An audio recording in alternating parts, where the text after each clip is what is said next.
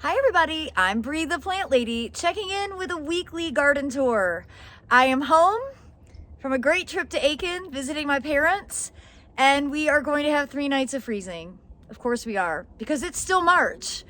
And though I keep telling you, like, it's too early for tomatoes, I have all these sweet potatoes that are actually already a bit frost damaged from one night last week. And there's no way they'll survive the next couple of nights. So we are actually going to be bringing these into this house, stashing them in a bedroom for the next couple of days, which, yes, is crazy and impractical, but we don't have a greenhouse and there isn't anywhere else to put them. So this is your warning to not rush summer, because we are not in summer weather yet. We've got at least another few weeks. And I have a sneaking suspicion, because we have a late Easter this year, and I am still tormented by the Easter freeze of 2007. I'm gonna say that I'm not counting on no freezing until at least the last part of April. So I'm really glad we didn't pot any of these up, because it would be so much harder to bring these in. And yeah, I guess this is spring. This is spring. And we all should just be used to it by now, but we aren't. So I also just want to note that it's pollen season and everything is super gross and dirty, and there's not really any point to cleaning because it's going to be this way for at least a few weeks. And the cats are also covered in pollen. It's actually kind of funny, but this is the time of year where I go nuts, because both the inside and the outside of the house is filthy and it drives me crazy. But you can see here in the front bed, I did weed this last week. I didn't do any major thinning in here, and everything is continuing to grow. From my experience in growing poppies, with this kind of density, they will fight it out, and they will grow and be really big and successful. If you have them denser than this, it's probably to your benefit to go ahead and do some thinning. Obviously the daffodils have finished, and it'll probably be at least 3 weeks before this looks like really awesome. But I'm very excited for that to happen. You can see the barley has grown quite a bit, especially this section. It's really quite tall. I use Sophia for scale. And not as much mixing of other plants as I would like, but there are some poppies and larkspur. And I think overall it's gonna look good. It's a little sparse, and this is actually, it's sparse here because the animals have been eating this section. Deer specifically. And in fact, they're even eating this Chinensis. Look at the new growth at the bottom is all nibbled. So now that I'm home, I need to get out here with some more I Must Garden deer repellent. Only works if you apply it. I'd say probably my favorite border right now is this one, and it's because of that wildfire lettuce mix. I am so impressed with it. Such a dynamic color combination. It's done so well, and I love these bulbs. These were from flowerbulbs.com, and this Lindera is starting to push out new growth, therefore the old foliage is starting to fall off. That's the habit of a tardily deciduous shrub. And it's amazing and sad that the Japanese maples have leafed out just in time for freezing temperatures. Oh, spring is such a fickle season. I think the October fair is about done, and kind of the last flowers on the royal velvet.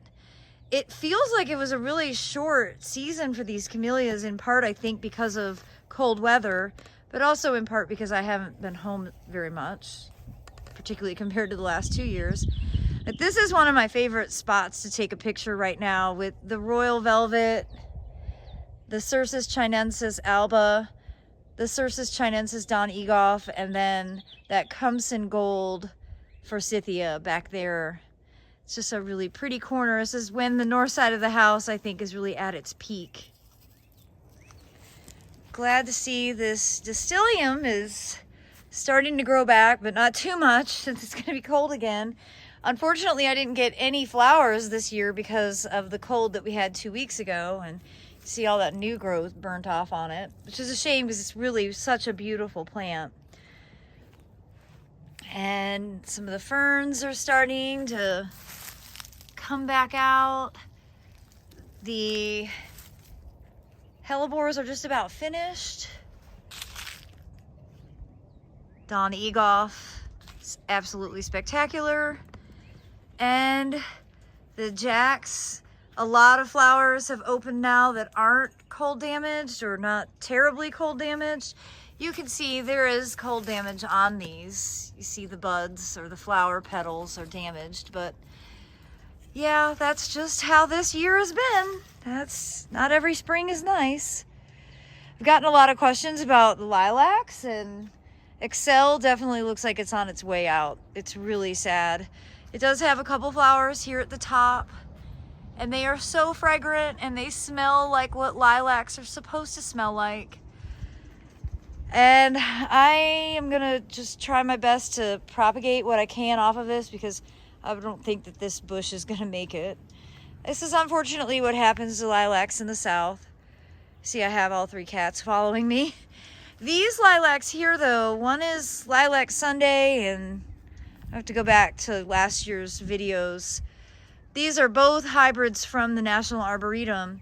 You see lots of flowers coming on this one, all the way up to the top. And these don't smell as good, but they are definitely healthier plants. So my quest for a lilac that tolerates heat and smells appropriate will continue on. It's really crazy how just being gone for the weekend, how big everything is. It'd be sad, but reality to see what it looks like after tomorrow night when we get to 30. You see the Ms. America mustard is really stretching. It's flowering now. It's great for pollinators.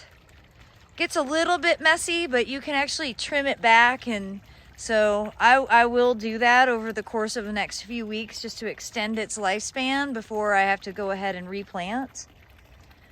And over here, the tulips are just about done. They were so pretty. These are the only tulips that I have this year. I never regret having tulips. I just wish they were, you know, more perennial here, but they're not. Definitely going to be harvesting some cabbage this week. But I wanted to show you my pinkster azaleas in bloom. This is Varnados Pink is the cultivar of this. And it's just one of my favorites.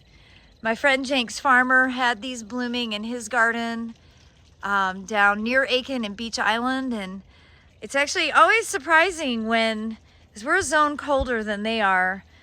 But it's always interesting to see how our plants line up, and we're not really that far behind them. I have a lot of plants to bring into the heated shed. I gotta do that next. It's definitely worth noting that the garlics are enormous.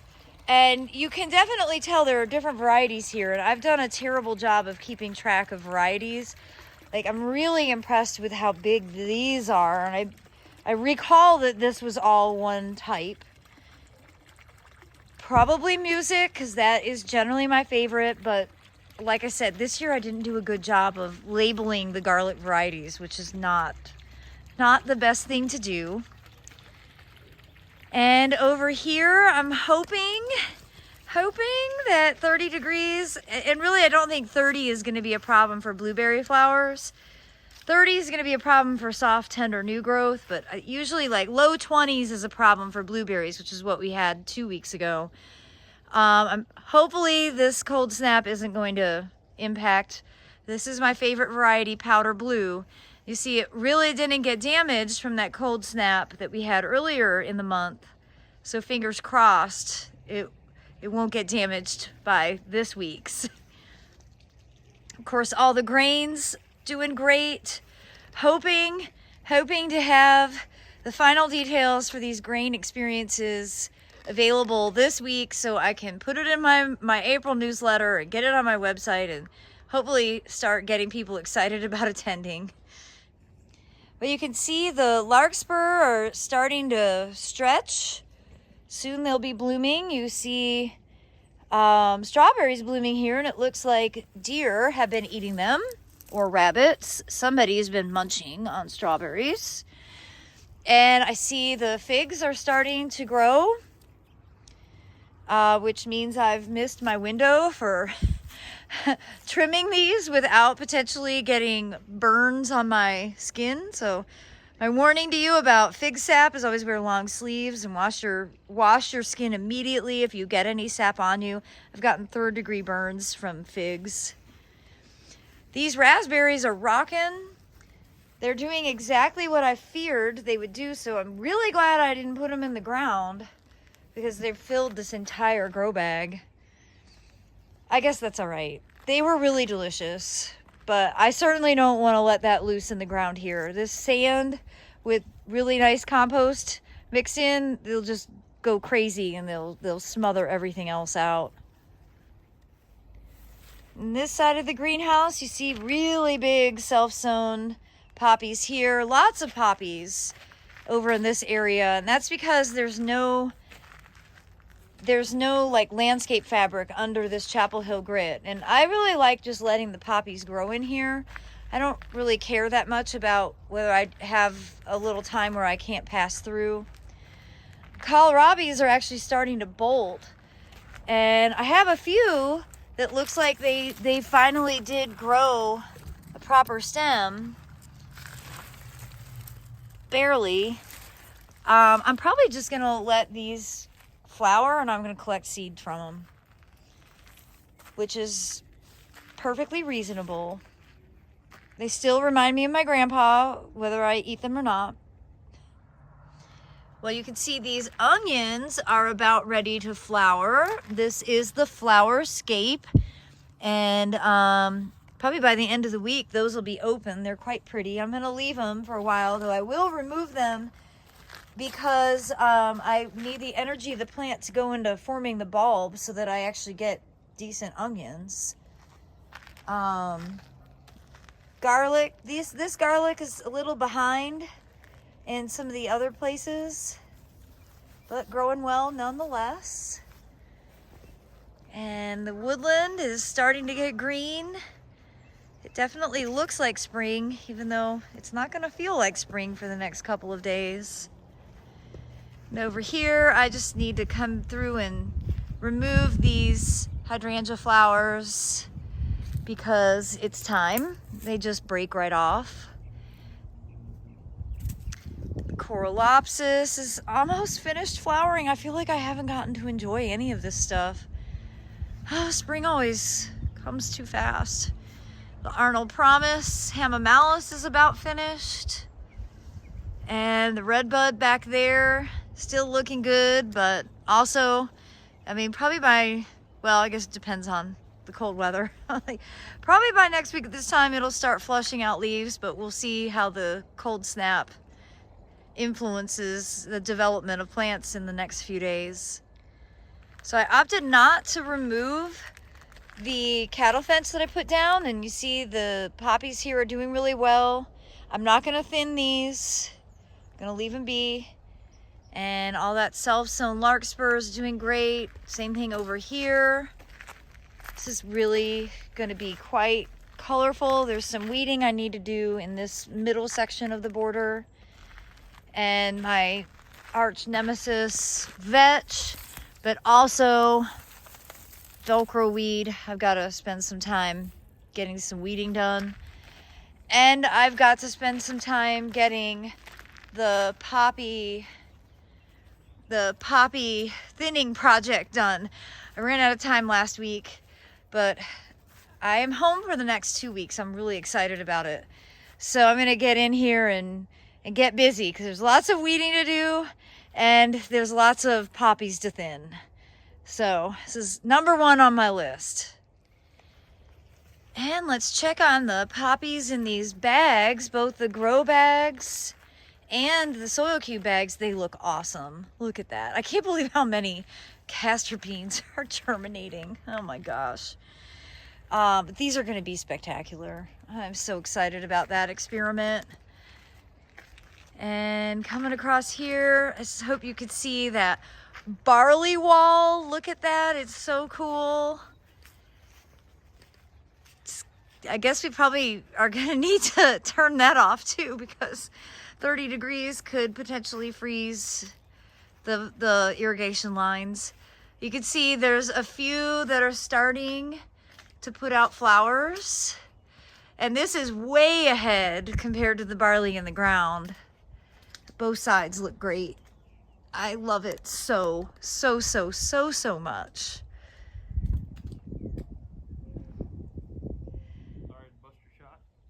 So I wanted to show you, obviously we've undone all the hoses again, but when I was doing that, I noticed an almost ripe strawberry.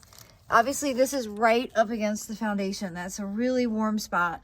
You see the strawberries have done really well in this bed as an evergreen ground cover, and now they're flowering and we'll get fruit.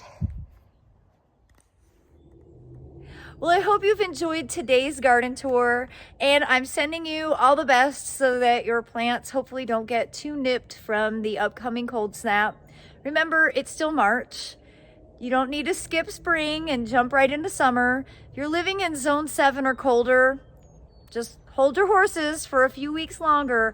I promise you, the advice that I'm sharing is from decades of experience.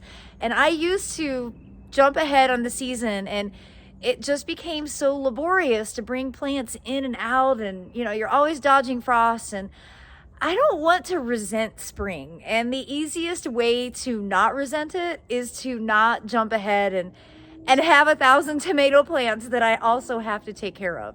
So I hope that you will heed my warnings and understand that I'm not trying to take joy from you. I'm actually trying to make your gardening experience as pleasant as possible so that you'll have a successful experience. Well, I look forward to giving you another update next week right here from my Zone 7 Central North Carolina garden. And as always, thanks so much for watching, everybody.